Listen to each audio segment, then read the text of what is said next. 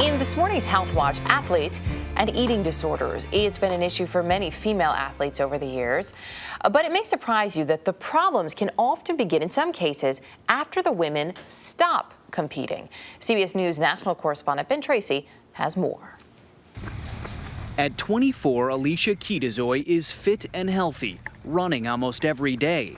But 4 years ago, she was stuck in a vicious cycle of binge eating and purging, up to 4 times a day. How do you get to a point, or what is your brain telling you that becomes what you want to do? It definitely becomes habit. It's kind of like an addiction. If someone were to have told me, if you do it one more time, you could die, I don't think that would have stopped me. Alicia was a gymnast at UCLA. To master the balance beam, she practiced 24 hours a week and closely watched her weight. When you were competing, how did you feel about your body? What kind of shape were you in? I was probably in the best shape of my life. In fact, Alicia's problems actually began after she left gymnastics. Without the rigorous training, she quickly gained weight.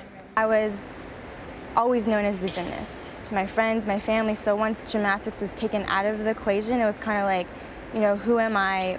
You know, what do I have to bring to the table? What do I have to offer? So that's what triggered my eating disorder. After battling bulimia for 2 years, she turned to her former coach for help. When Alicia first told me that she was bulimic, she was very ashamed, scared, embarrassed. The problem comes when they're no longer doing gymnastics and their identity is shattered.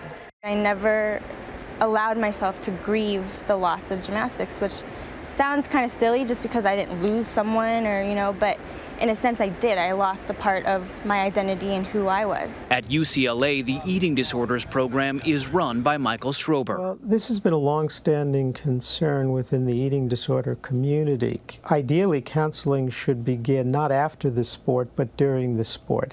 That's important because studies have found that 1/3 of all female college athletes have some form of an eating disorder.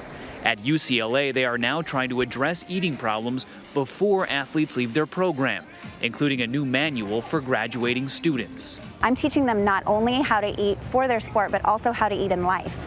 Today, Alicia is focused on balance, not only on the beam, but in all areas of her life.